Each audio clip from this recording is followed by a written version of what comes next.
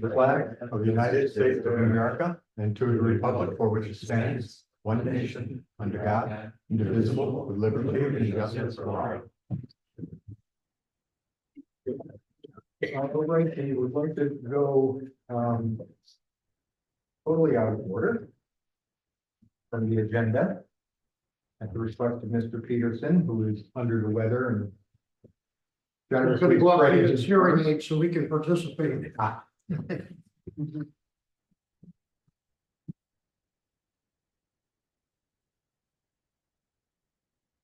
There were three things that he wanted to discuss before he goes back home to bed.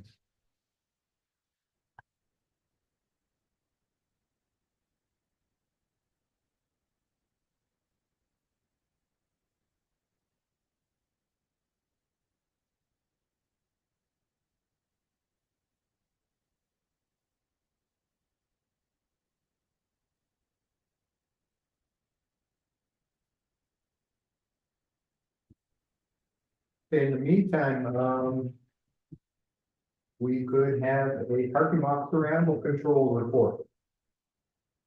Well, there hasn't been much on the parking. And no animal control calls.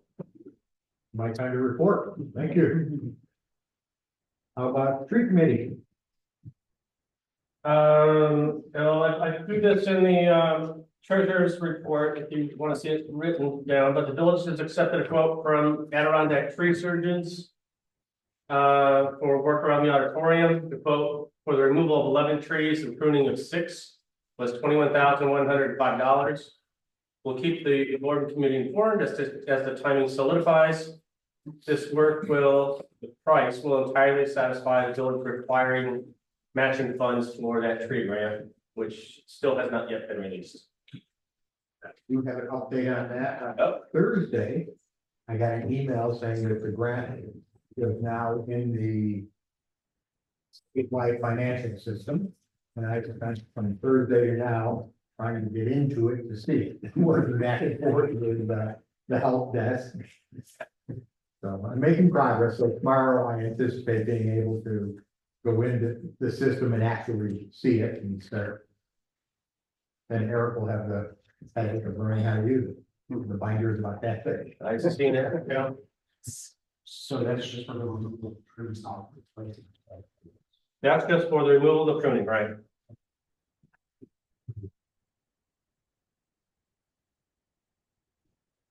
Okay, Tom?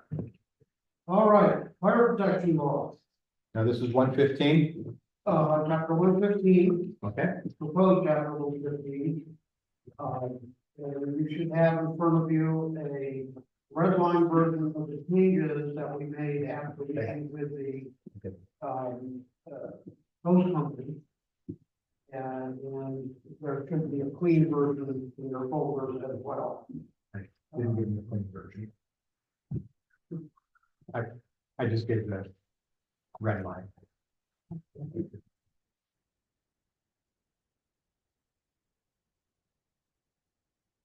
So what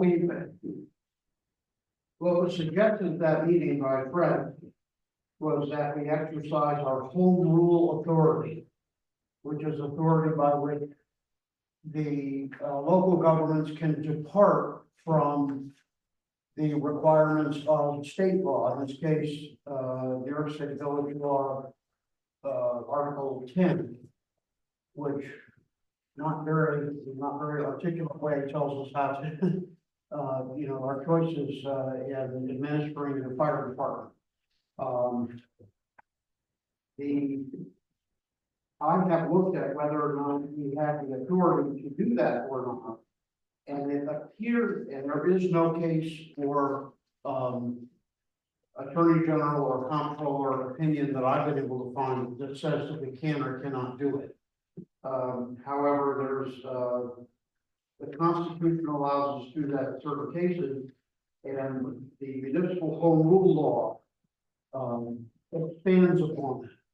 And so I have, let's see at the bottom of the clean copy that you have, I've cited sections of that law that I think would support this. But with that, I think that we do have the authority to change the New York State village law, to the extent we've done so in the line version. And I believe that means all of the concerns of the chief and assistant chief and the whole company. And so I would ask that we schedule a public hearing on this local law a month from now.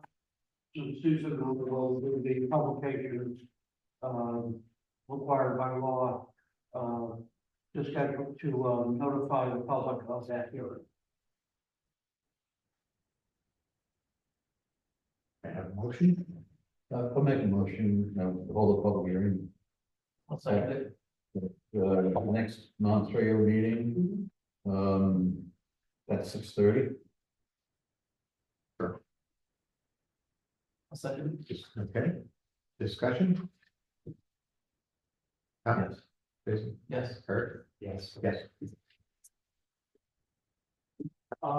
Next thing is we have discovered that we do not have the policy for administration of FOIL. And I don't know whether there's a copy of the FOIL policy in your folder or not. I think I emailed them around two weeks ago. If not, I'll send these down. There's 7 pages in it.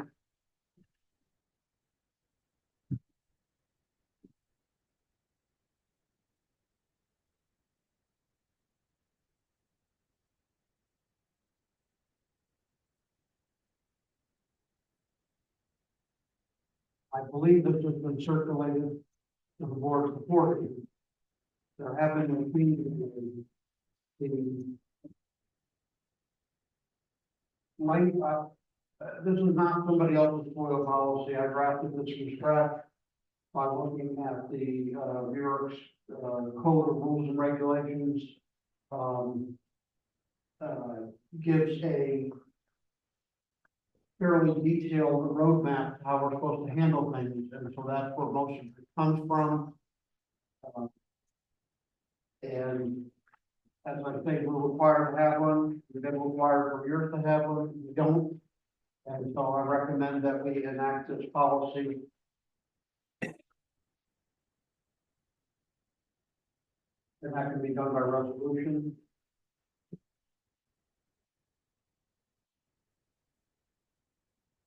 I know Matt weighed in and said he was okay with it. Sorry? I believe Matt weighed in and said he was okay with it. Okay. My, You want to do you? my grand, no, my grand. Okay. It's recording, audio Yeah. recording. I don't know. I forgot to tell my daughter that I had a meeting tonight. But Matt weighed in via email saying that he was okay with it. So, I mean, I'm okay with it too, I mean, just fairly. Complain fee. yeah, well, And it's 25 cents a copy, is that a reasonable amount? Yeah, they can have to have it provided electronically. Oh. Or Okay.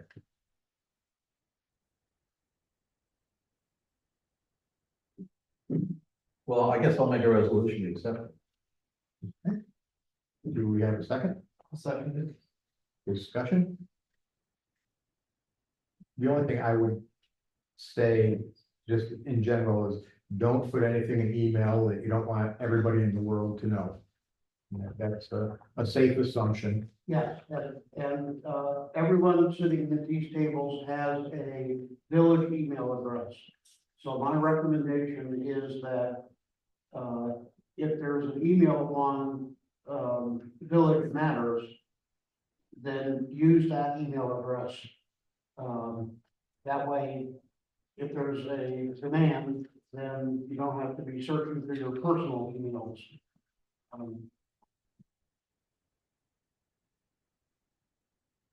So, this coming before,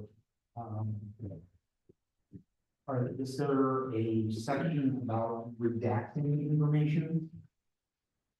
That we provide? Well, we can't redact information that's otherwise spoilable. If let's say there is an email that I send around in my capacity as village attorney, that's not subject to FOIL because you have the attorney-client privilege.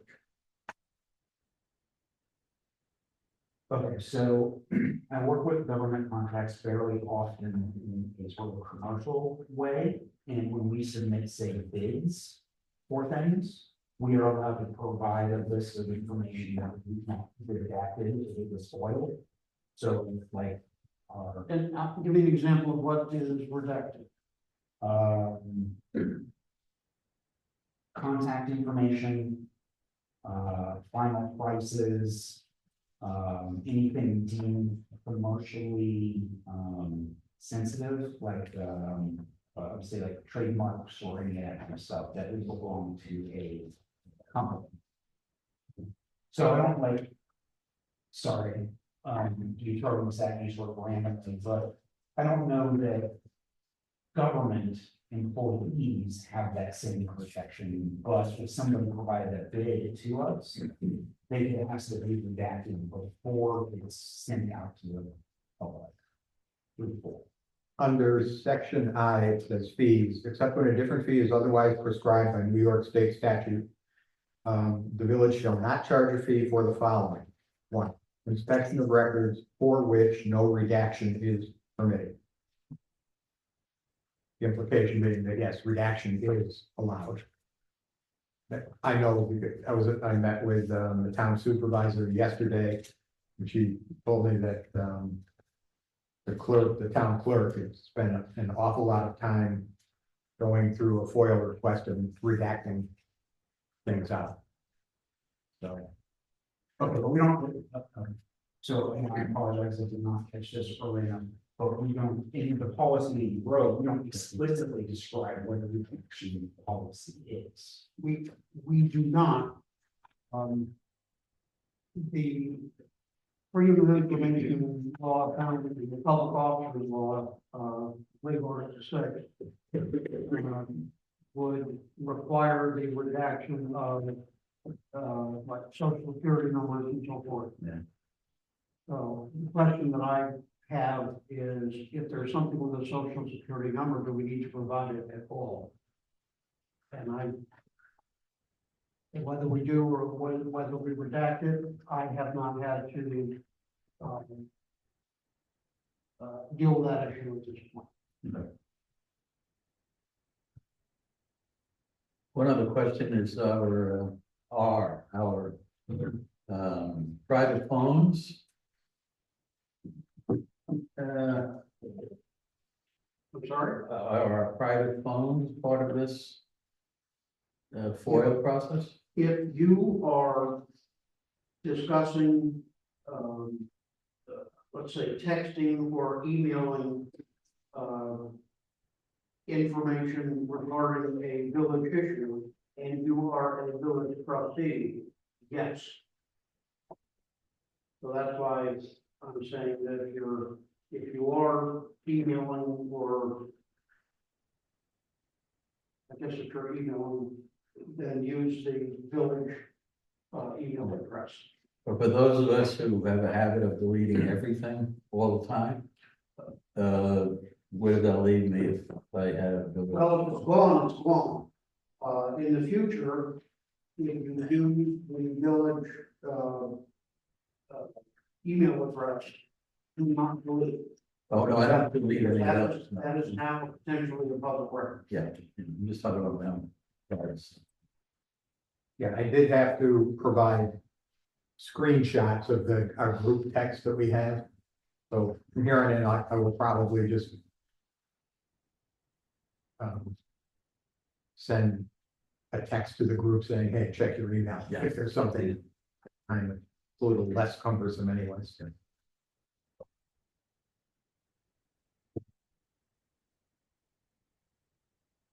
Okay, further discussion? Not yes. Okay, Yes. Eric? Hesitant, yes, yes. And we can always amend it, Eric, if you'd like to. Yeah, that's why. Yeah, we should look at retention as well, how long we Yeah. have to keep our emails, for example. Right. And redaction, yeah.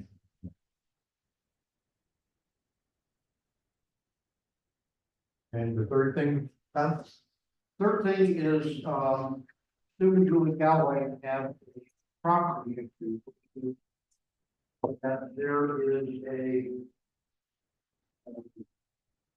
the property line by deed cuts through their rear shed.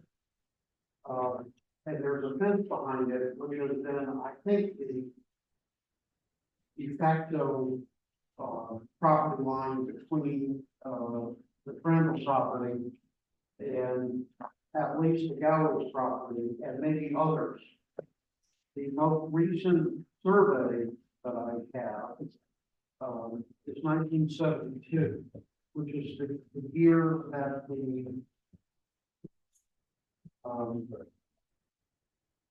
that the village acquired ownership of everything that the association had owned.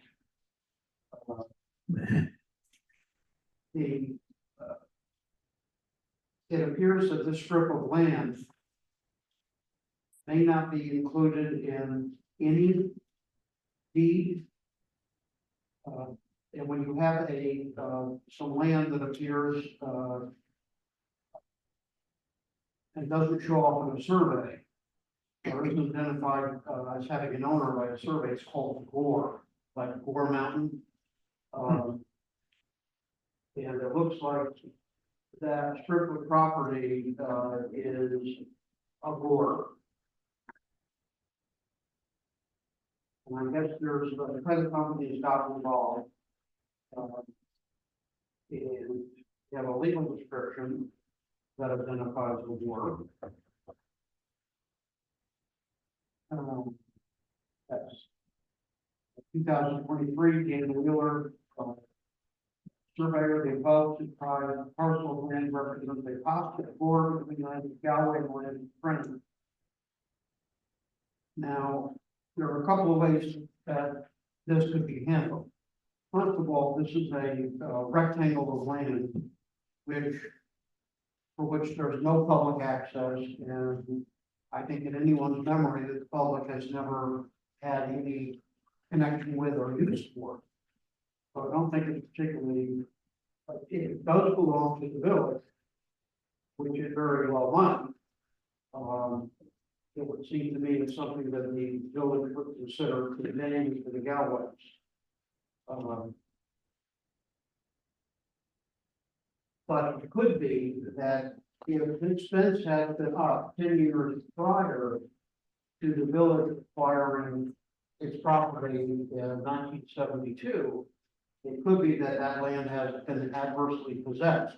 It can adversely possess against the village, could adversely possess against the association. So if that took place, and I know we did this once before, that we did a factual investigation, got an affidavit from Bill Ryan. And on that basis, we quit claim the deed over to the property owner that, in the sense that always thought that they had use or ownership of that land. I was comfortable with that. We could do that here. One thing I don't think we have is, Sue, have you talked to Kathy Pringle? Briefly. There's no, and Pat Crandall, she always maintained that fence line was her property. Is that what you mean? Okay, I think that before we do anything, we should. You know of anyone living who would, we back up. From whom did you buy your property? Well, the family name was Reckner. I'm sorry, The family name was Reckner. and They're not here. I don't think they're we alive. don't have access to them. I think whatever, if we're gonna quick claim that land over, we should get, either someone with knowledge of how that land was used, at least from 1962 forward. Or have, Captain Crandall's blessing to do this.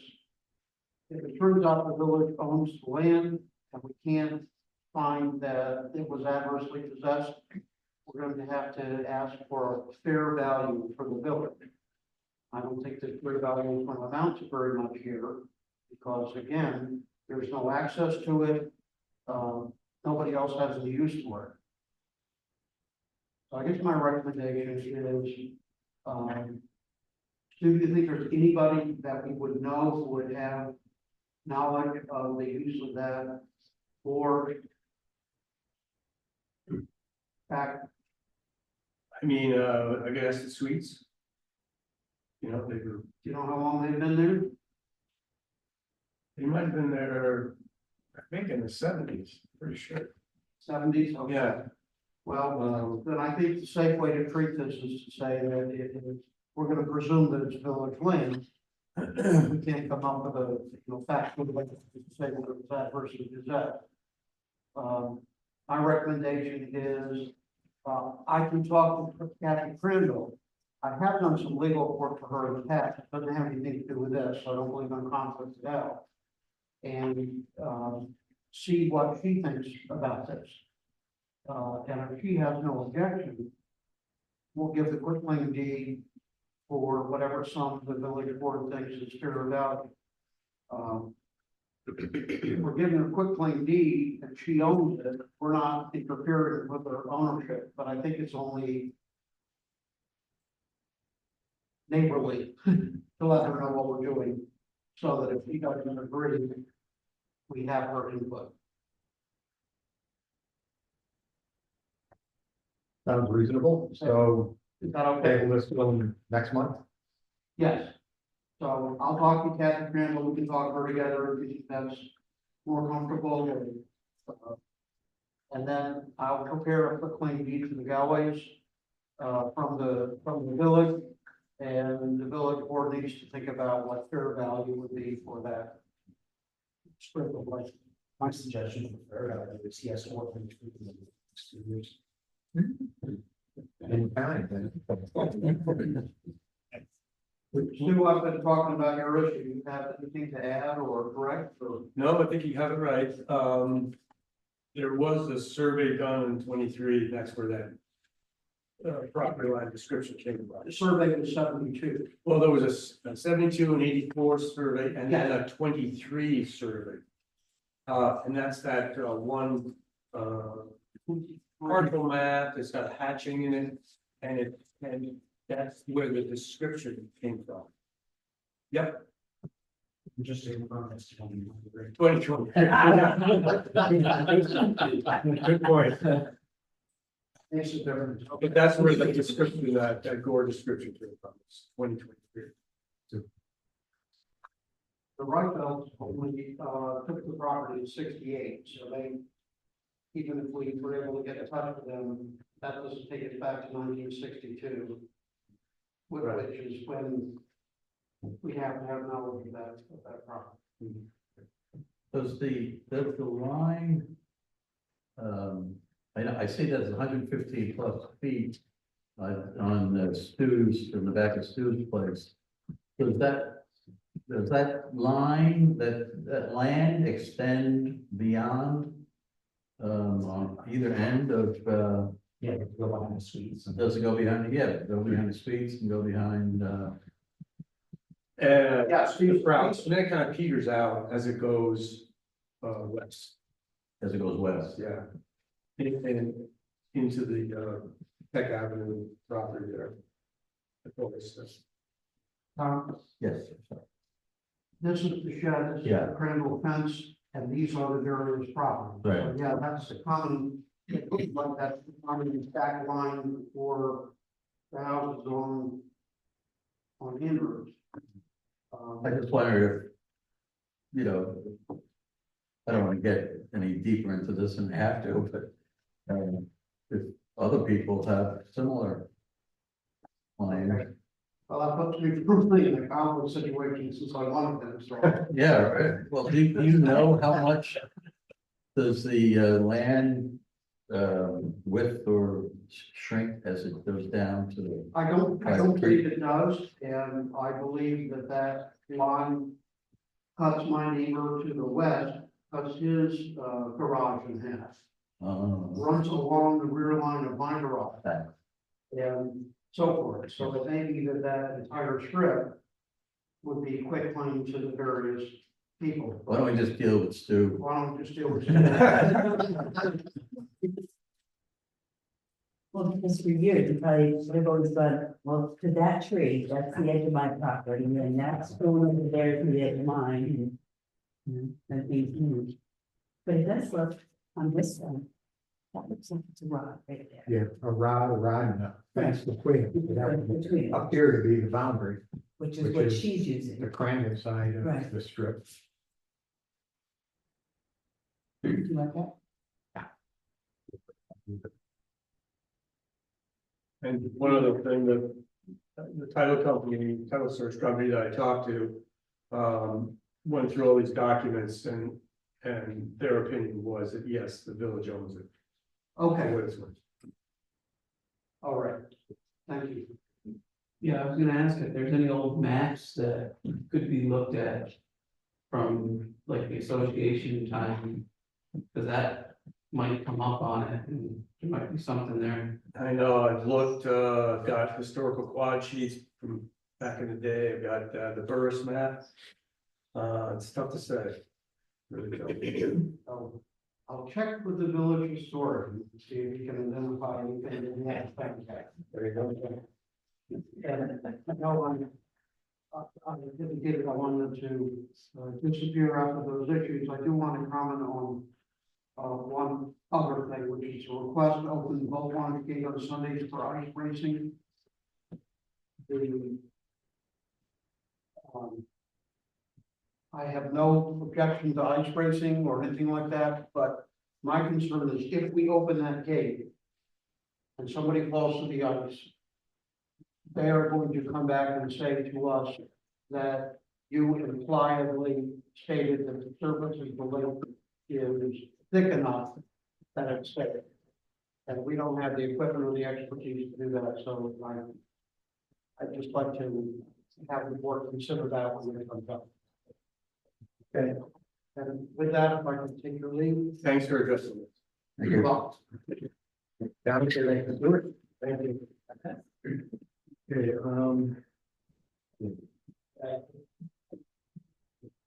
treasurer. Spot items today, number one, the village accountant CHS completed and sent 1099s and W-2s.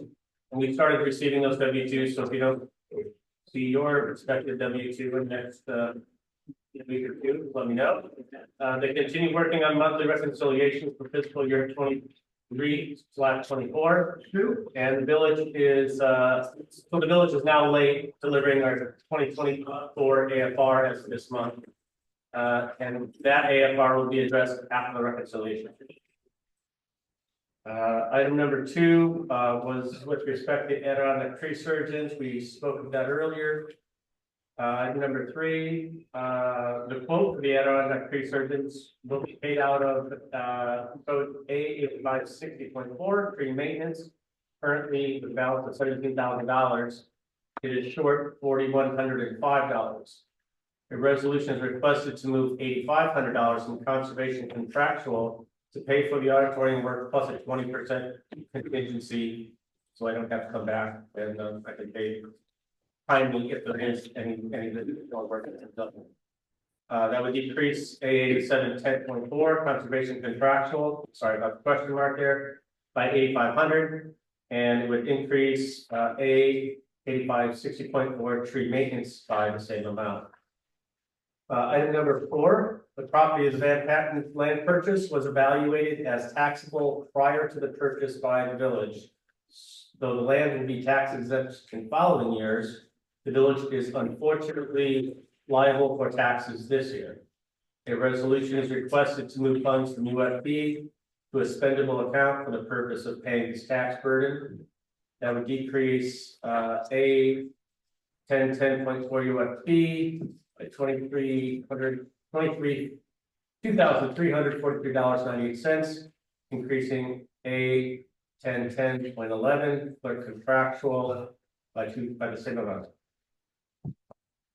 We can do them all at once? Yes, there's one more item here, number 5. With resolution 117 of 2024, the board approved the payment of $10,000 for the purchase of a 0.08 acre lot on the east side of Ames Avenue from the Parkland funds. As the Parkland Reserve is not a spendable account, this payment was made from conservation contractual, as is our practice when buying Parkland conservation acres, like the patent purchase. A resolution is needed to move $10,000 from the Parkland Reserve account to conservation contractual to comply with the resolution 117, decreasing CM 230 Parkland Reserve by $10,000, increasing A 8710.4 conservation contractual by the same amount. So moved. Second. Resolution for 3, 4, and 5, Yes. discussion? Huh? Yes. Jay? Yes. Eric? Yes. Dan?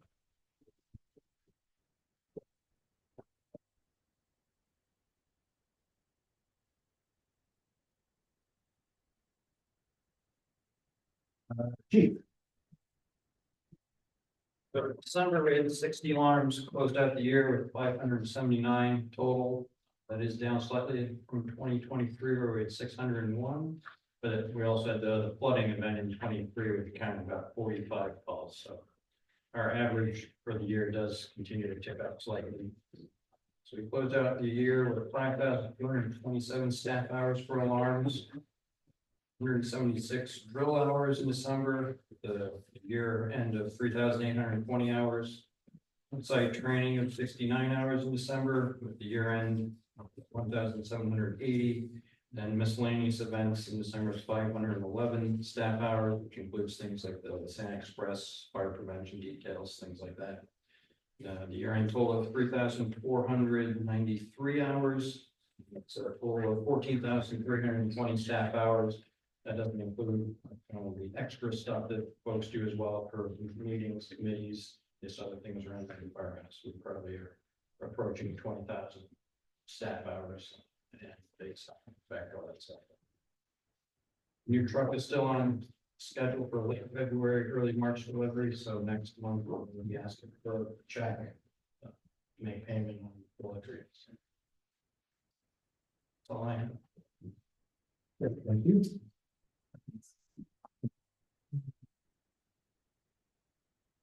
Victoria? Okay. So. I don't know if you have it printed or anything, but do all of you have a copy of it? Okay. I'm just gonna kind of summarize it. Try not to remember the whole thing, it's not very long anyway. But so for programming, there's a separate sheet for the programming. What I have to say about that is that the event dates and times are still tentative pending review by the auditorium planning team, artist availability and budget restraints. But we do have Gail Archer confirmed to come back for an organ recital. And she was so enthusiastic. She was an incredible person to have for organ recital. She like gave her energy to the organ and then the history of the organ as an instrument. And so I hope that she continues to come back because she like jumped off of the organ seat and like came down interacting with the audience and it was really neat. So but I imagine Tom Dressler and Craig Williams will want to return as well. So we'll continue some of the ongoing events that Sharon had established in the last seasons. So we'll do Thursday morning tours in August. We'll do Sunday afternoon organ recitals work best. Friday night open mic nights. Wednesday evening lectures. There are some tentative movie night dates. And then, of course, our community events such as Night of Illumination. So the new for the 2025 season, I've come up with a title for when we bring in local musicians. And thinking about calling it Around the Lake because it's featuring local musicians from around the lake. So I do have a logo for that I'll show at the next meeting when it's final. So those are the events I'm thinking about offering a season pass at some sort of if you buy pass to those nights. Let's say there's 4 nights, maybe you get a 4th night free, something like that. So the structure of that is still in the works. So that's programming. And then in terms of event inquiries, I showed Susan this page, but if you go to the contact page that's right on the top navigation of the website, there's a button that says event inquiries. And then that is a form where we're able to capture contact information. And then if people are interested in specific dates, they can put that in. And what's nice about that is it takes their submission and puts it in a spreadsheet so that I have an organized way to know if I got back to them or not, rather than them just swimming in some email inbox. I So did send you a few of them. I saw those. Most of those are people that are coming in, like I'm directing them to go to it. Yeah. But they're coming in and either handing me their card or saying they've been here. Yeah, Or trying to figure out if they'll fit in with the tentative schedule someplace. And I guess that was one of my questions was the around the lake. So Yeah. if it's a local band that is played here at another function, Mhm. I don't know how, what that radius around the lake, like would Yeah. maybe squeeze them into something like that. When you get Yeah. that schedule done. Right. And so if I'm glad that you're directing people to it, and if for some reason they don't fill out the event inquiry and you still send me. Right. I end up just typing it in. Right, well, that's what I think. So it'll. end That's up what in I a figured spreadsheet. at some point I have to, but. Yeah. But So what's Gary- nice is, Gary's finding I think sometimes way too many details. yeah, and it's like, I think we can put it on the people that are interested in coming to the auditorium. We can put it on them to actually go to the page and put it in. Right.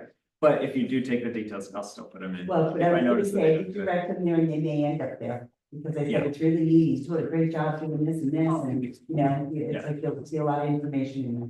Cool.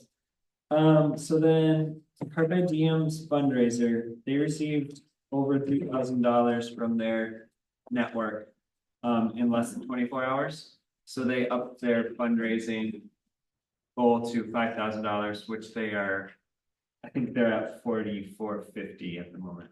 I have it pulled up. Yeah, so they're at 4,420.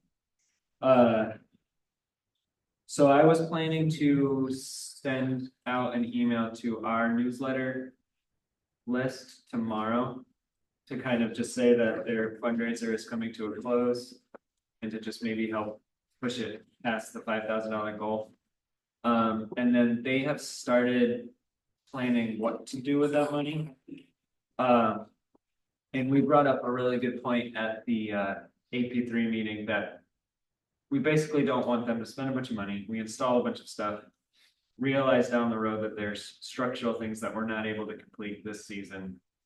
And then we have to demo all that stuff they just bought. So they're mindful of using their money for things that could be, like, let's say they purchased a vanity that has a sink or just like a mirror that they put on the wall.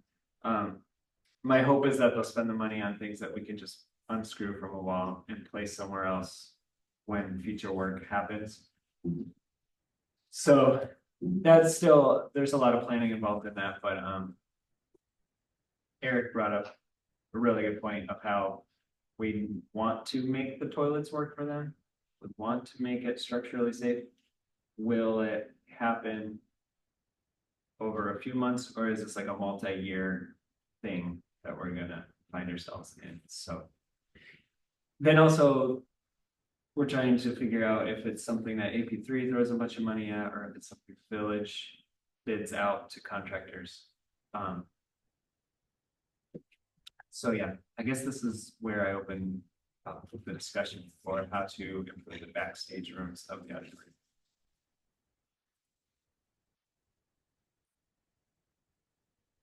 You mentioned an auditorium committee. Who has done that? So I'm calling them the planning team. So I'm considering that Dan, Molly, and Scott Rigby and his crew at AP3. Who's that? Who's the other? So Dan, Molly, and then AP3.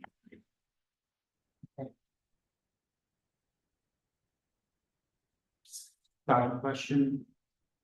Have we, what's going on with the tower? I asked because they're gonna be doing stuff sort of in that area.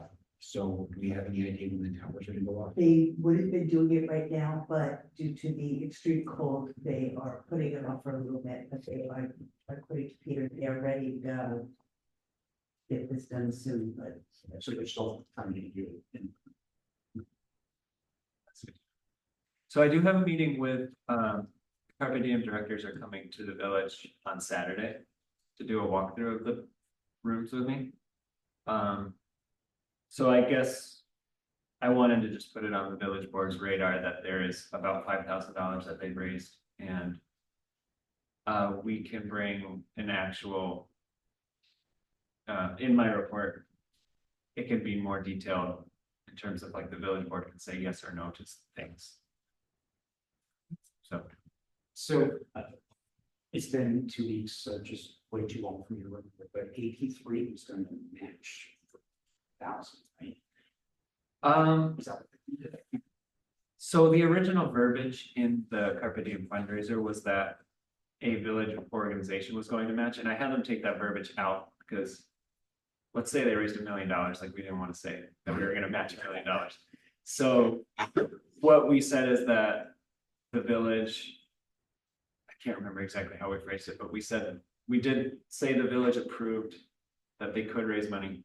And then we said that AP3 would support in the structural and utility needs of the spaces. Yeah, that's the. So, yeah, yep.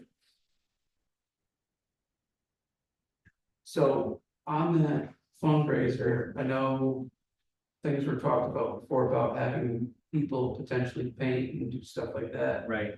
I think there is potential. You don't just want anybody going in to do any kind of set work, so I think that's also something that needs to be taken into account, is it's not just anybody going in to, work on something, it needs to be qualified people. Yeah. Yeah, so that raises the question, like, do we have to bid some of these parts out? No. Okay, so like, let's say hypothetically, I work for a remodeling company and some of the guys want some hours or something. I don't know, or we just, Getting a scope of work okay, first would help. Yeah. What has to be done. and that, Some of it's pretty easy, some of it's okay, not so easy. and I don't know, I mean, we're so busy with stuff, I don't know if any of our guys are gonna be able to go over there, but I think to Jason's point, rather than just having like a bunch of Carpe Diem families just come in with paintbrushes, we should really Yeah, use. and on a couple of the other projects, AP3 kind of led the helm, and they took care of some projects through AP3, and I do believe they asked permission for that. I think that was before I got on board. Okay. Yeah. Okay, Yeah, I mean, there's, a couple of outstanding things that are going on, like that walkway or Hanover. Hanover's still doing some work over there. Oh, the board. you mean Andrew? Yeah, Thank you. yep, yeah, there's like the boardwalk, There's still some work that's still gotta get done in the springtime too, yeah, and that's specifically inside the Oregon, right? yeah, But still, there's a lot of stuff going on. there is a lot of stuff going on. related to painting. I Yeah, don't think, what my personal opinion is, Carpe Diem doesn't need to pick the colors. Right? I agree. Like, I don't want high school students to come in. Yes. that's a good point. Yeah, That's a good point. So there's like some nuance that needs to be Yeah. just managed. And the other thing that, they should know is that just because they're donating money, it doesn't make it their space. Right. It's still a, Yeah. And the reason I even entertained the fundraiser is their heart is actually to make the auditorium better for more than just them. Because they realize that we have people who travel to come to this space, and so they recognize that We're not just gonna make it feel like a high school gym locker. We're gonna make it feel like a place that you can really prepare for an event and have a successful event because of those spaces. We can have baseball with that topic too. What are the conditions of the toilets? There's one that's totally non-functional and possibly the base is rotted. Yeah, That's one. What's the condition of the others, you know? so yeah, the pink room is pretty much out for toilets. I think it's the other one on the other side that toilet's functional. There's like a wall mounted sink in there that's kind of held up by some copper pipes, so I'd like to make that a little bit not sketchy. But And actually, the public bathrooms are right, also sketchy. They leak. It's not really clear where the water's coming from, but when you flush the toilet, water leaks. yeah. So, So I think it's a year of toilet investigation. yeah, like in what I would call the girls' side, which is the pink bathroom, Right, there's the toilet that's closest to the window. It's pretty rotted out underneath the water leaks. So the question, and we had this conversation with AB3, which is, as everybody knows who lives in the more old houses, as soon as you peel back a layer, there's gonna be another problem. So like, if you can't just pull the toilet off and put a new toilet down. Because we know the floor is rotted. But if the floor is rotted, for all I know, the joists are rotted. And if you're gonna rip up the entire floor, I have no idea what the foundation is like, right? Like, so it's like. Make it a composting toilet. One of those ones that are electrocutes. yeah, the incinerating. Yeah. Yeah. So like, that's. Yep. Like, everybody wants to do something and make it better, but at the same time, I keep going, yeah, but Right, it's an old building, we know there's problems. The Right. positive side, I haven't had to unclog a toilet in over a year, so. Yeah, so that's good. the improvements we made have done some good.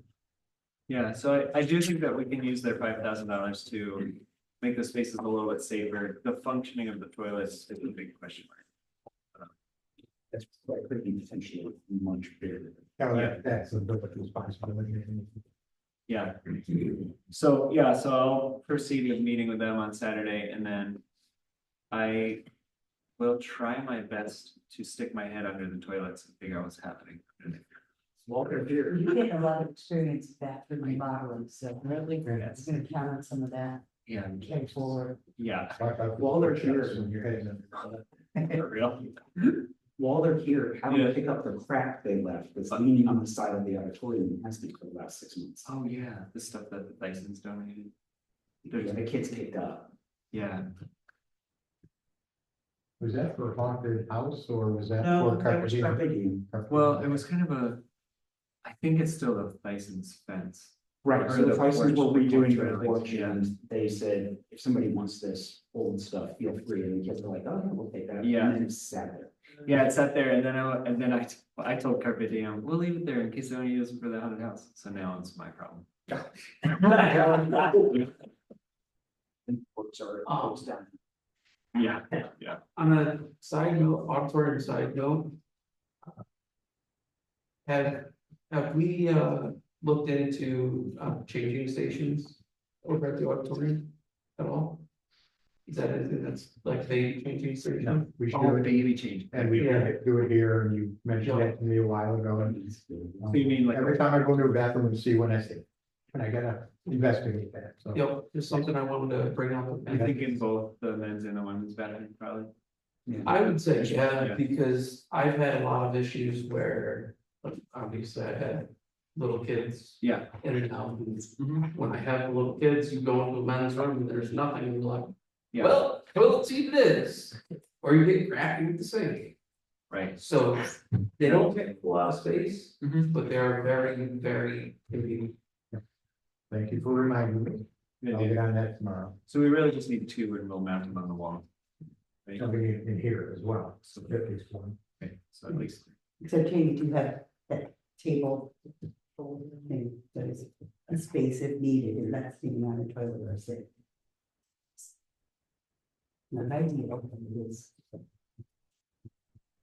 This Um, thing, So I guess the last item on my list is just suggestions, and I just wrote that we welcome event artists and any other suggestions, and I have the RLA director at roundlakevillage.org email. I have access to that, so that is the preferred mode of. I've been using that when you're supposed to, I mean, I still send you stuff on your data straight from the. Right, I yeah. direct other people. Yeah, For your events, you may want to throw out a link. yeah, you'd like it listed on the website? Is that what you mean? No, but Just on the block them front. all the time. On the calendar. Okay, yeah. Yeah, as Yeah. the events, because we have the antique and we have the other.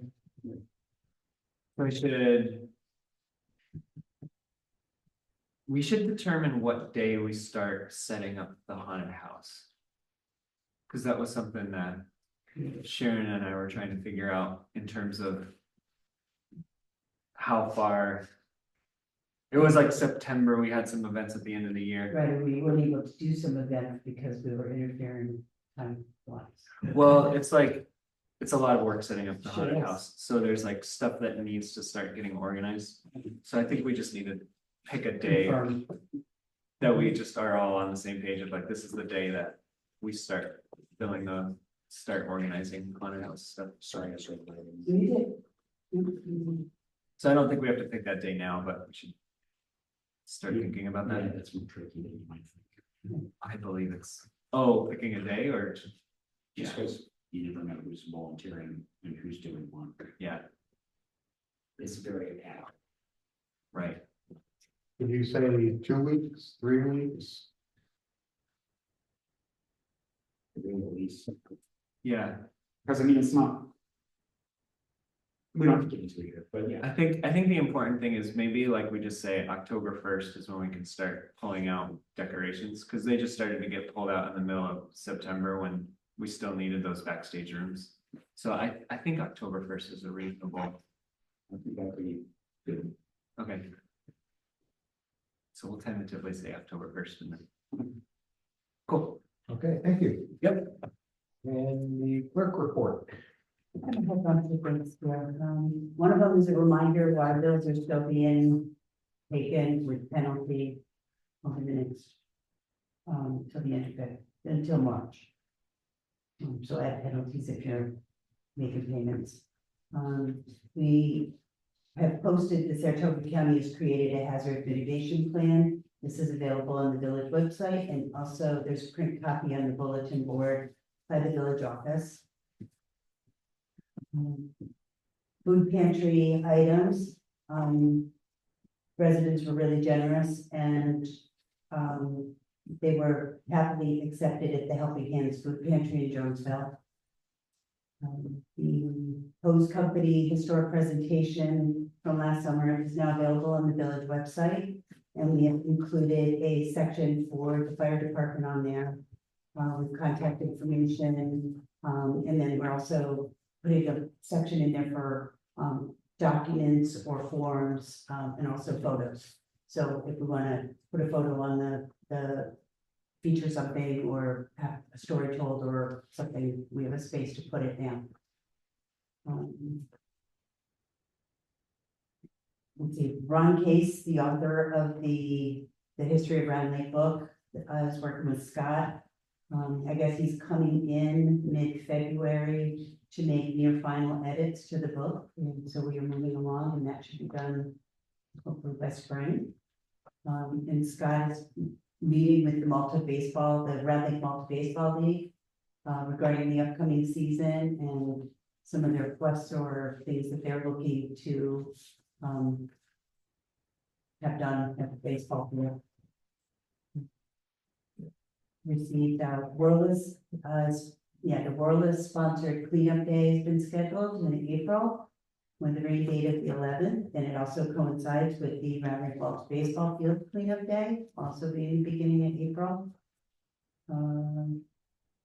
Then the Whirlers Improvement Committee member, the new committee member, Mary Hayden, shared some improvement projects for 2025, including restoring the library signs in the village, and also the signs near the Labyrinth Park and highlighting the lettering on the rounding sign Victorian landings. And then, just received a tidbit from the Lions Club. National Fitness Day is May 3rd, 2025, Saturday. And the Lions Club is looking to promote fitness along the Zim Smith Trail between Ballston and Round Lake. And they are planning a festive day of events and would like the village to support the cause by walking, running, and biking for fitness sake. And they'll be providing things like music, hot dogs, water, other fun stuff, more information to come. Should tell them round makers will come out for margaritas. Yeah, they don't know how festive we can be. Where's the blood in the center? Right. All of them, I think, like, it's better. I do have, a communication, but I don't know if you'll read that. Correspondence. So I got a correspondence from Norma, and the family for Lance's memorial. And I'll read it. To Mayor Putnam and the village board, on behalf of myself and our family, I want to thank you for allowing us to use the auditorium and the village tents for Lance's memorial. As those of you who knew him, knew they loved Grand Lake and he cherished the life that they lived here for 51 years. So having this memorial gathering here in the village you love seemed like the right thing to do. Thank you for helping to make it happen. Our thanks, of course, also goes to the people involved in the many aspects of planning the event and making it all come together so smoothly. This includes so many, the village office staff, the auditorium coordinators, the village crew, the sound and light systems, and all those who assisted with parking and providing much appreciated golf cart assistance to our guests. All of you helped make a beautiful event in a lovely way for us all to remember Lamps with deep appreciation, Norma, and the family. Thank you.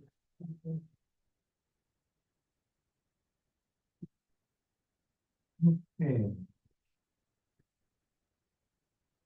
Under old business, change of fiscal year. For the last couple of years, I've been investigating the possibility of changing our fiscal year from May 31st, from June 1st to May 31st of the following year. The advantages are it aligns the village year with the federal tax year and for payroll, aligns with the town and county budget years. We get at least 55% of our funding from the towns of Malta and Ballston through the fire contracts, and the county through sales tax revenue sharing. Currently, we cannot run a report for a calendar year. For example, it's causing a fair amount of headaches with the town when they say, well, we want to know, from December to January, or from January to December, what you spend. Well, this year, for the first 5 months, it was under this rate, then the next 7 months, it was under this. And it's just very awkward. And I literally cannot go in and just, in our software, pick January 1 to December 31st. It won't let you do that. So the only way to do it is to run 5 months from one year and close that out, 5 months or 7 months from the next calendar year, then kind of manually combine them. It's very inefficient and awkward to do.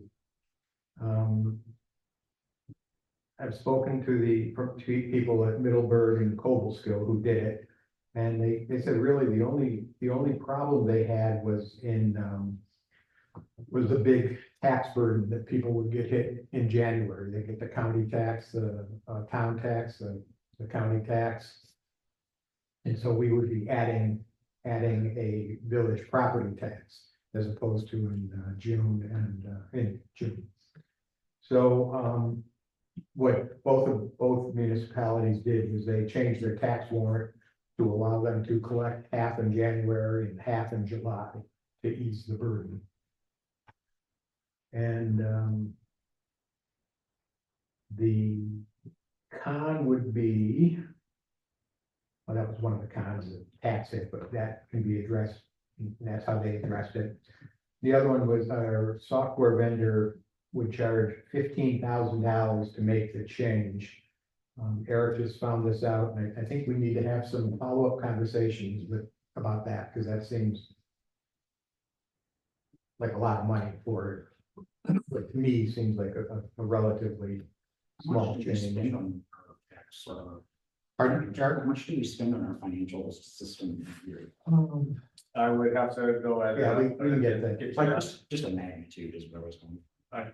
Probably something along those lines, I think there's a few $3,000 bills a year, it sounds like, maybe 10 grand a year. That includes our tax, our property tax and water and sewer as well. They're all the same vendor. That was one of our projects was to get them all in line because they didn't talk to each other until last year, I suppose. Yeah.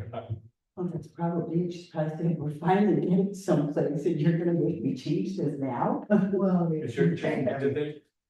I haven't noticed any difference in our missing, in our installation gaps. As far as I know, from my end of it, nothing's changed. Right, but I'm saying from her from her standpoint, no, from you and me, it hasn't, but her putting like all these different pieces together, just gonna finally getting them squared away, now they wanna change it. I think really just the starting and ending date you're changing, and everything else follows from there. So let's talk about this tomorrow. Yeah. I'm intended to, next week, tomorrow's payroll and associated stuff, so next week, I'm gonna be make an appointment to talk with, Edmonds, and that $15,000 was a ballpark, so if I have any questions. There's another way we could go, which would be to basically reset the program twice, and it sounded like lose all of our information, vendor information, and history of payments, and et cetera, which sounds like even more of a nightmare. But we'll talk about that too. We'll come back to the board. I think we don't need to make a decision tonight, because I mean, it's really just a matter of creating a budget, a 12-month budget, and then. I think one of the things I sent you a couple weeks ago was the Middleburg's budget. When they did it, it shows they had an adopted budget in 2022. Was it here in December?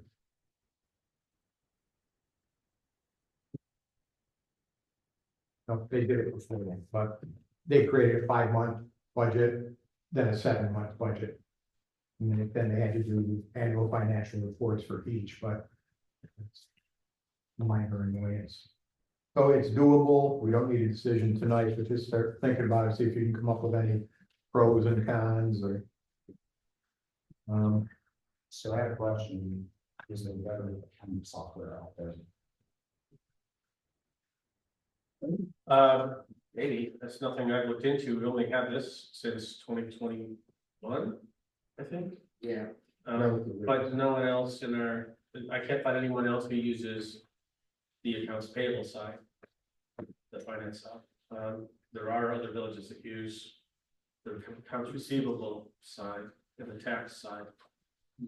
But for whatever reason, they're not using mine. Middleburg uses QuickBooks. Yeah, that's awesome. QuickBooks for municipality. Yeah. And they're like it's about the same as ours, the fire department chunk. So there's some investigations to do regardless of which way we go. All right, the next thing was the request to open the boat launch. I tried to make a little list, the pros, looks like fun. I emailed the person who requested for ideas to add to the pro section, but emailed them yesterday morning and haven't heard anything back, so. Cons, as Tom mentioned, potential liability for the village. We can't assure that the ice is sufficiently thick to allow cars, snowmobiles, etc. to safely use the ice. Potential overtime cost to village, locking and unlocking the gates on Sundays. In the past, when these events were held, cars parked all along Route 9. This is no longer permitted. In the past, residents have complained about the noise. And Chief, do you have any thoughts on it? Yeah, it's similar there's no way to really know what the ice conditions are. When they start putting a bunch of vehicles out there, it's a lot of weight. you know, she somehow verified that the ice is a big enough condition to support that. Yeah, a couple days ago, someone fell through the ice in Sacandaga and died. Well, it's funny, because the last email that the guy sent, it was like, can you have permission to go out and test the thickness on the ice? And it was like, what's the point if we're, you know, if we're not opening the gates, we're not, Well, I don't think he had an official answer at that point. right, I mean, we can't stop somebody from walking out there from the right. parking lot, but opening the gate, I think implies that okay to use it. Yeah, I'm in favor of this. Right, I mean, you're not just dealing with them, you know, other people at the same time that'll say, hey, the gate's open. Let's go do some donuts. I did do a little bit of research on ice and requirements to have vehicles on ice. 12 inches is the minimum for one vehicle. And I forget what the spread was, but it was like quite a large spread per vehicle for 12 inches of ice. And once you start adding multiple vehicles, the ice gets exponentially thick for the recommended load values associated with things like that. I also do know from past experience, like 20 years ago at this point in time, when I looked it up, like you can drive vehicles on frozen lake. The DEC does allow it, the vehicle has to be registered and insured, and was the owner's responsibility should a vehicle submerge in water, and there have to be DEC fines per day, which a vehicle is not removed. That's cool. Company in Canastota that specializes in retrieving vehicles that went down. So the sense of the board is, Was this like a sanctioned event that somebody was trying to do, or just like open it up, like he wants him and his buddies to? It's the auto Semi-sanctioned. enthusiasts, and they go out on Sundays. And currently using Algonquin Lake up in Wales, and that's what they've been using them for the last few years, because it hasn't been cold enough. And this year they're all excited because it's gotten so cold that more of the lakes are freezing, so they're looking to just expand. Because yeah. they want to. I look at it as like our jet ski ban. We can't ban jet skis from the lake because most of the lake is Malta, town of Malta. We only are about 10 yards out. So line goes, but I mean, if they can drive on the lake somewhere else. I don't know, when you look at it on That's the up to lake, them. what was it, last weekend or the weekend Sixth. before? It was absolutely beautiful, like watching, seeing all the ice fishermen, like all in their different places, and you know, you've got a great picture somebody sent you of a giant fish. One reason I don't go into water like that is he had a pipe this big. Yeah. It's frightening. I'm kind of curious to know what kind of calls they've gotten from Wells or Algonquin to come in and retrieve anything from the lake, or any of the problems that they might have had with the vehicles there, but. So I'm safe and telling them it's a no. We're not gonna unlock the gate. Not gonna do it yet. I don't think Round Lake is big enough to support something like that. Oh, they used to. Used to do it, and it was very, you can hear it at my house. Yeah. Yeah, but if you have a whole bunch of people out ice fishing, what are you gonna do, kick them out? Well, but the other thing is, we don't allow parking on Route 9. There's no And place. so there's no place for them to park as a spectator, and they said, well, we wouldn't expect it, like, we have all our cars down on the lake already. You know, so you'd only need places up in the parking lot for them The to. picture he sent didn't look like that. They looked like these little modified things, but Right. big. I mean, those weren't street. Right, no, they're not street cars. So, okay, let's put that to bed. It's a no. Bulk pickup, trustee Coldrick had recommended allocating up to 7,500 for the current year from the unallocated fund balance. and creating a budget line going forward with the aim of doing this every other year. So generally, we do it the weekend after Mother's Day, The village-wide. garage sale, Yeah. So I will entertain a motion to do so, allocate up to 7,500 from UFB. He's currently investigating the different companies. So that's a ballpark. That's not a firm figure. We don't really know. But if we think it's a good idea. So do we wait for a firm figure? Pardon? Do we need to wait for a firm figure? Well, I don't, like, we can amend it. I don't. It's not gonna solve. Okay. So I'll move. So Okay. I gotta put the kids to sleep. Set up a, well, pick up a big huge.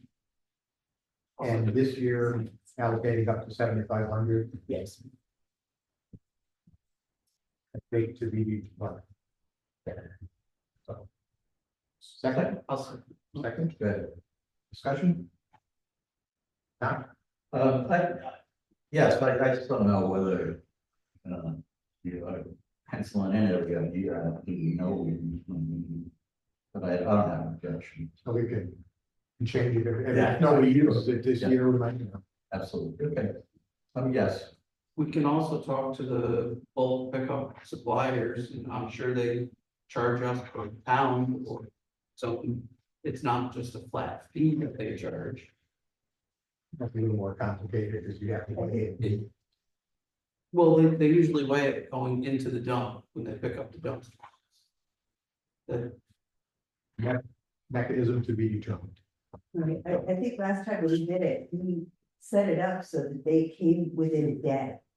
Like, here's the day you put it out, and they Yeah. came through that one day, and it wasn't allowed where previous years when we were connected with another source, you put it out, you could sit up there for 2 weeks. Yeah. In the meantime, all the scrappers came along, Made a took mess. everything out of it, and it was all kind of thrown around in the town, right? Yeah. Yeah, so having, be able to coordinate it so that they do come in within within a day or 24 or 36 hour period. To get it That going. is a very good thing to do. Okay, so Tom, yes, Jason, yes, Eric, yes. And last, almost, we had an accident claim on, during the turkey trot. And we had spoken several times with the claimant, basically said, we talked to the DPW afterwards and they said, no, we didn't hit it.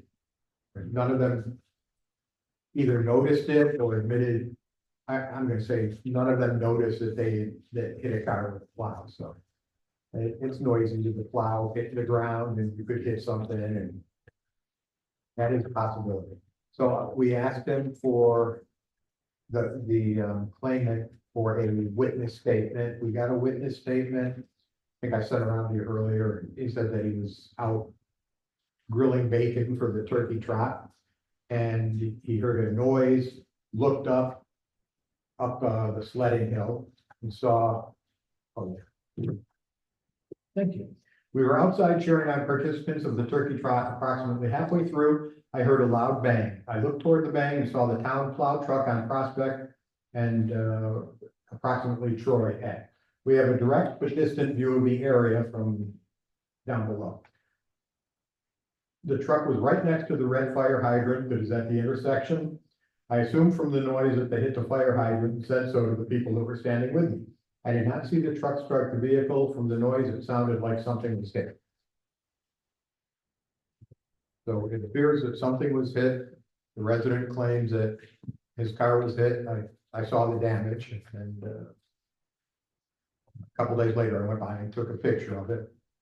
It wasn't like the last car that was hit. No. And again, I mean, it's not a big deal for the village, so there's no reason for the DPW crew to not admit doing it because accidents happen, especially when the roads are bad and it's snowing. So the question to the board is this sufficient for, paying the up to $500, deductible. My question is, was the car legally parked? To start with. I think one took, rather than the fact that it was in the fire hydrant. Because I believe per our local law, that was one of the important pieces, was that the car needed to be legally It parked. was. I think the intent of that was that. The car had to be off the road. I mean, that's basically, I think, what the intent of that was. It had two wheels on the road. Basically, it's too bad, because the plows gotta get through there. This car, the wheels were off the road. The only gray area is there is a fire hydrant there. Ever since I've lived here, cars have parked there. Maybe it's not 15 feet back as required, but that's, I don't think, germane to the claim. Oh, but it wasn't. The wheels were parked. off the road. I think just to be fair, you gotta give them $500. Yeah, I'm not sure if a motion is needed for this, but why not? You wanna? We can't prove differently. Pardon? We can't prove differently. We don't know how, we don't know who it. But we do know one of our vehicles was there at the time of the noise. Well, we know the road conditions that day too, because in November of the 2025 calendar is the turkey trot, of the whole group of turkey trot people in Baker Park. So you can see the snow, Yeah, you can see yeah. the festivities. And kind of tried to look through those pictures to see if we can see the truck. I want to bring up a point, as far as the fire plugs go. I've researched the village laws, and most of them that I found say 3 feet, not the 15 foot. Really? Yeah, and I got old tickets even. That makes From it a the no-brainer. previous then. mayor, it was 3 feet. Thank And you. it kind of astounded me, too. Yeah, You gotta interesting. research that, For what? because it's not state code. I refrain from writing tickets on fire hydrants for that reason. Remind us of that when you come in. Yep, talk about it. I think we've got striped lines that the TPW draws the lines within 3 feet of the fire hydrant, so. We're not very good at the 15-foot thing. All right, so Tom made a motion to pay the Yes. deductible on this claim. I'll second it. Seconded, discussion. Yes, Investigate the distance. Huh? yes. Yes. Yes. Yes. All right, we're drawing near the end here.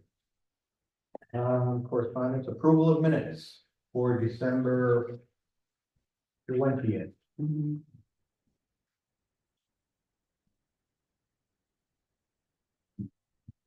You know,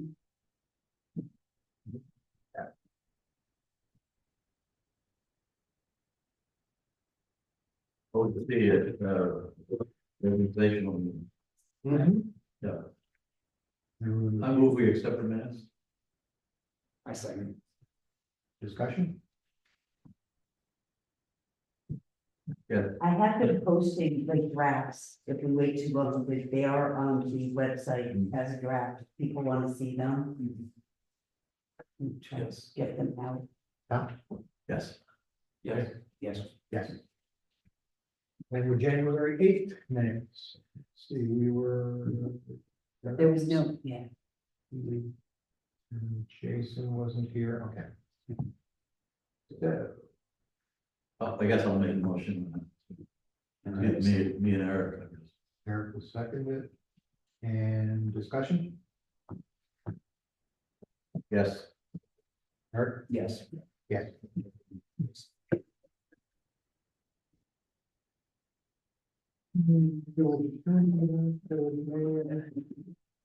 For change, nothing to say. Village trustee? Nothing. I have one thing that I want to talk about. I've been putting some thought into this bell tower, and we talked about possibly putting off the painting of the bell tower. If you're gonna be priming the bell tower, that means they're gonna have boom lifts here, scaffolding set up.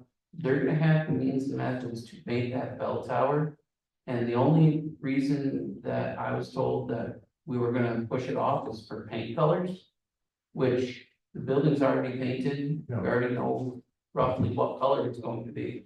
I think it would be in our financial interest to have the bell tower painted in completion at the time of install, because it's going to end up being cheaper than waiting to bring in another contractor to set up scaffolding, rent boom lifts, get delivery. I think it's something that needs to be done at the time of install. When are we gonna paint the auditorium? Add it on the project. Well, yeah, that's, The auditorium is gonna be a very significant We've been asking. project. yeah. The auditorium needs to be painted like 10 years ago. There's lots of parts of the auditorium that are starting to rot and fail. We really need to look at, A group that needs a fundraiser, looking for a fundraiser, looking for some funds, go ahead. I think that was a fire project, there was a fire project years ago. we really need to turn some attention to the exterior of that auditorium. Or when it does get painted, it's going to cost us a lot, because they're gonna be replacing all of the wooden fascias and substructures. It's something that I think we need to put our attention to this year and start. Even if we pick one side every, little bit, and just get the paint colors picked now for this bell tower project. And, you go to Sherwin-Williams, you pick the paint and they just give you that color code that you can tell the contractors, hey, this is our color code for this piece of trim, this is our color code for this, and replace any rotten, damaged wood. All right, but regarding the tower, I will make an inquiry tomorrow, if Susan reminds me, to see if they can do it. Yeah, I mean, if you have to prime it, they have to do it indoors anyways, because it, Yeah, I think they were priming it before they were putting it up. Right. Putting it together. Because they've already determined what that was good. I've got the colors in my office, I've been investigating this for a while, I got all the color different, the ones that match the existing, so. Nice. There's always something more to last. Oh, I know, hey, we're not doing that. We're not doing that again. That was funny. Yeah. All right, so, public comments. We gotta do the abstract? Yes, we're gonna do the extra. We have to do the answer before public comments, sorry about that. Okay, I'll make a motion, the treasurer provided the January abstract for approval, which includes December prepaid invoices and January claims. From the A fund, $129,954.96. From the F fund, $36,963.83. From the B fund, $902.65 for a total of $167,821.44. Discussion? Yes. Jay? Yes. Yes. Yes.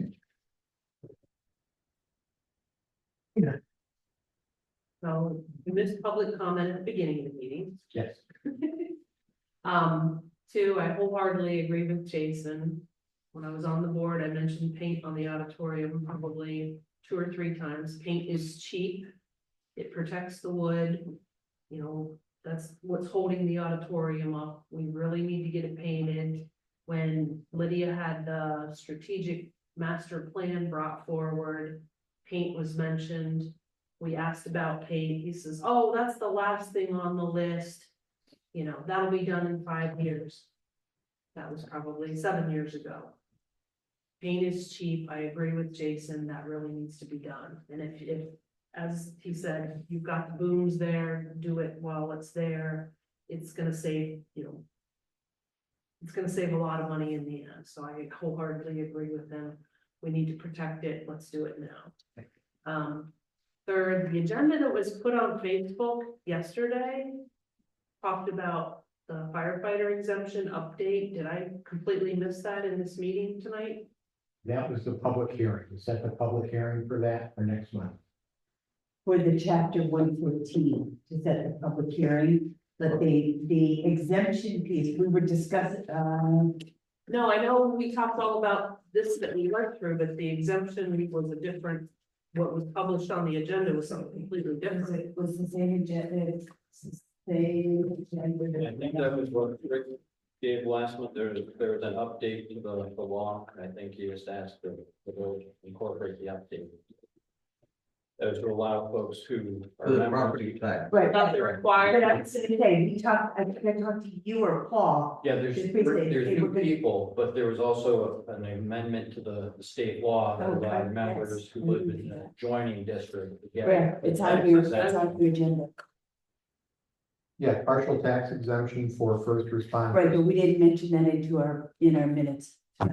You have it on that piece, but I don't think we read it, Oh, I skipped over it. we skipped over it. Ooh, okay.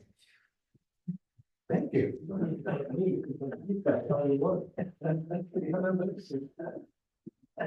Okay, new One of business. the reasons I show up tonight. Thank you. Okay, partial business exemption for first responders update. Now this isn't the one that we have to do a public.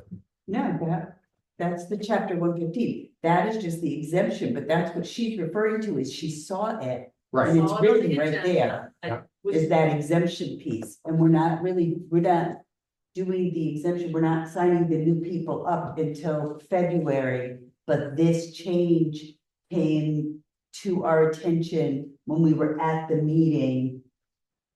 It has nothing to do with chapter 115, but it came up at that meeting. So we just may want to make people aware of it. I think is really what it was, right? Making people aware of that change. I don't know, I saw it on the agenda, I'm trying to Okay. figure out what you're doing, that's all I'm asking. making the board aware of it, and I think we have to Amend. pass a resolution to accept this. Or. Let's see. For the 115, we had to set a public hearing, and that we did. This was. You put it on the agenda. Deductible.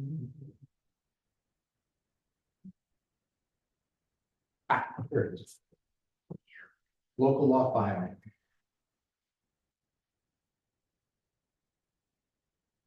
Okay.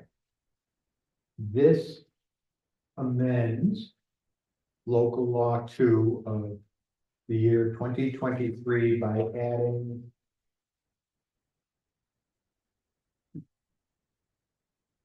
what is on your agenda. Local law, village railway. Number 162-2. Right. Yep. Okay. Such exemption shall be granted to an enrolled member of an incorporated volunteer fire company, fire department, or incorporated volunteer ambulance service, provided that the volunteer firefighter or volunteer ambulance resides in the village of Round Lake, and the village of Round Lake is served by such incorporated volunteer fire company or fire department or incorporated volunteer ambulance service. And this is the new part coming up. Or any volunteer firefighter or volunteer ambulance worker who provides such volunteer services to a neighboring village or town or city, that is the village of Ballston Spa, or the towns of Ballston, Malta, Half Moon, or Clifton Park, or the cities of Mechanicville or Saratoga Springs. Want to explain that a little better? Yeah, I think the previous version of the law, because we have a few folks that live you know, outside of our fire district, either in Clifton Park or in a different part of Boston, they were not eligible to receive the tax exemptions. They didn't live within the district that they were serving. So this update to the state law fixed that. So our folks who live in Clifton Park but volunteer here, just because they live right over the town line, would now be eligible to receive the tax exemption, which previously.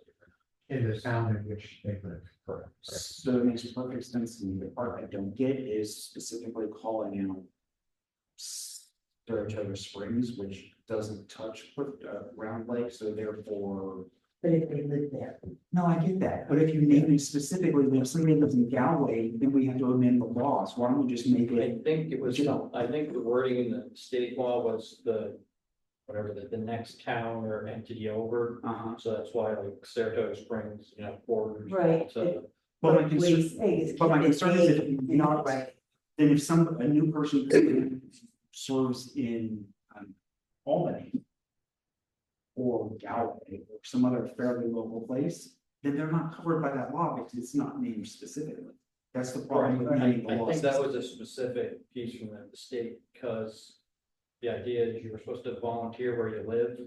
Then they kind of fixed the piece where if you just happen to live over the town line or something, you'd be able to get the exemption. Right, but couldn't it just say neighboring, Right. neighboring municipality, you know, living in a neighborhood municipality?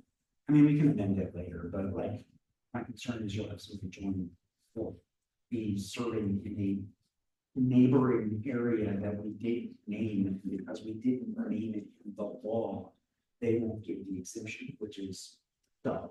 We just want to give everybody the opportunity to exemption. The goal is to be as inclusive on this as possible, not to be randomly specific. So I'm okay with it, like we can go with it, but I think You could some just kind of- stop at that neighbor, Okay, so- village, or town or city, and not name the neighboring. And we probably gotta work This is what, Right, okay, you gotta work on this. rather go with this. Okay. But to get it in place for now, for the people that are involved now, I'm okay with it. It's just someday in the future, we gotta be smart. Next time we actually change that all.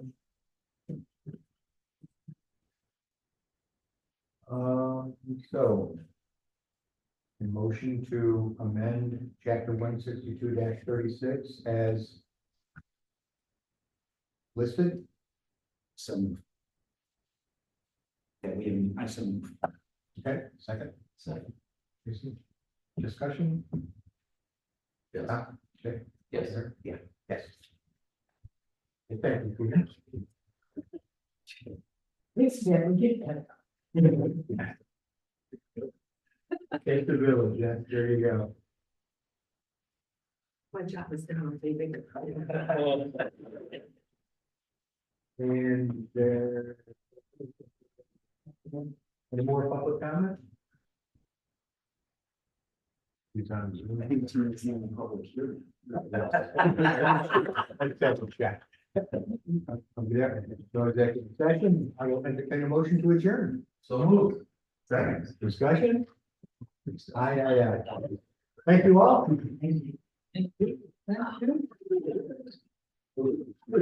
Yeah.